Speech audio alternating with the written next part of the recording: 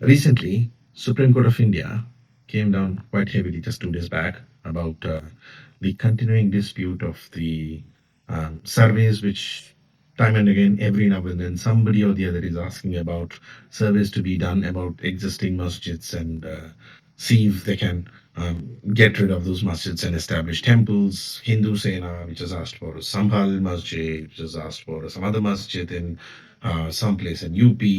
Now, Supreme Court came down very heavily because, see, you have to understand, under the Places of Worship Act 1991, any place of worship in India which has been a place of worship as of 1947 must stay so.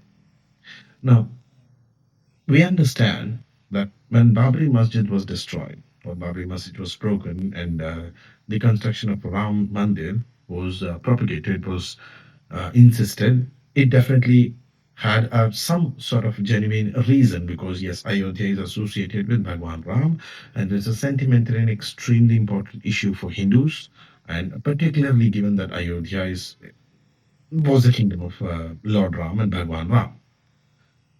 However, on the contrary, of late, over the last 1.5 years, there have been just too many demands and too many questions and too many requests about these temples and change of temples and surveys. Somebody talks about Gyanvapi Mosque. Somebody talks about the Sambhal Mosque. Now, as a historian, let me put my perspective on this. Now, the more and more you actually do this, obviously, every civilization in history, as it goes from one era to another era, it does replace the past. So when Buddhists were predominantly a strong power in the Indian society during Gupta period, Brahmanism revived it. So naturally, a lot of Buddhist centers, Buddhist mathas were broken down, temples were built. Now, when Islamic era came in India, which is the medieval India, obviously there were certain kings who did take onto themselves to destroy a lot of Hindu temples and rebuild mosques. But then you have to understand that the past is past. The more and more we try to keep on doing this, the more and more we are ending up creating a sense of insecurity among the minorities. Now, this sense of insecurity will start playing up with the social balance which the society currently maintains. With Ayodhya, we had a reason. Now, we actually genuinely do not have a reason for Sambhal or Gyanvapi or some place in Charminar, some place in Bengal, some place in Gujarat. If we keep doing this, it's going to end up opening a Pandora's box. Now, India is one of the countries where we adamantly and predominantly highlight as secularism, that is, multi-religious societal system as the core of the system.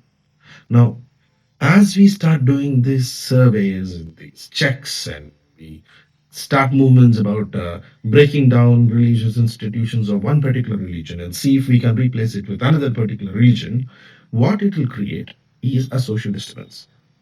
Number one. Number two, a major issue is why now? Why now?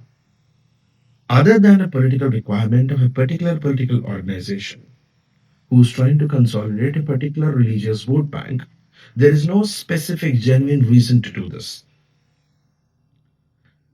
Another dimension of this issue, which often people are trying to understand, misunderstand, or people are trying to forget, is that, take for example, we have been changing names of cities. Allahabad has been renamed as Prayagraj. Now, in that sense, we have to do the same for Agra. Agra was originally established as Sikandra. Then Agra has to become Sikandra. Hyderabad, there's been continuously demand of doing it as Bhagyanagar. Then what? If we start doing this, how long are we going to live in the past? Other than political benefits of a particular political organization or a grouping, there is no genuine monetary, social, or economic benefit to the nation in destroying existing heritage institutions and rebuilding something in place of them. Heritage is our identity. It may be a temple, it may be a mosque, it may be a church, Basilica Bombay Jesus of Goa, Jama Masjid of Delhi, say Keshava Temple of Mathura, or Jagannath Temple of Puri. All of these are heritage of India. Indians must start understanding that this is purely, strictly religious angle which is actually playing this game. Yes, there have been practices previously during the era of the kings where temples have been destroyed, new mosques have been built. There have been instances where temples have been destroyed, churches have been built, mosques have been destroyed, churches have been built. Now it's a relentless process of history. Every civilization will always try to remove the past. At this time, it is actually perfectly right on the perspective of Supreme Court, where they said that they're putting an immediate stay on all interim orders of such surveys until the actual issue of Religious Worship Places of Worship Act 1991 is fixed. See, Places of Worship Act 1991, if it is amended, we understand. If we want to go down this path, then we might as well rather declare India as a non secular, religious, mono-religious state. We can't play both the games at the same time. On one side, we keep saying India is secular. It's our constitutional idea. It's one of the fundamental doctrines in our constitution. It is part of our preamble. But at the same time, we are also continuously and relentlessly attacking the medieval historians and medieval era, the medieval kings. We have to understand that we are the certain people in the country are taking the country on the wrong direction.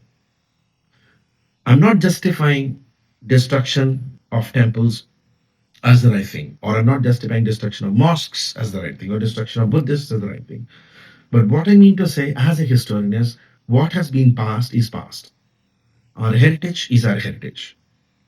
Stop connecting history and religion and heritage as political identities. This must stop in this country.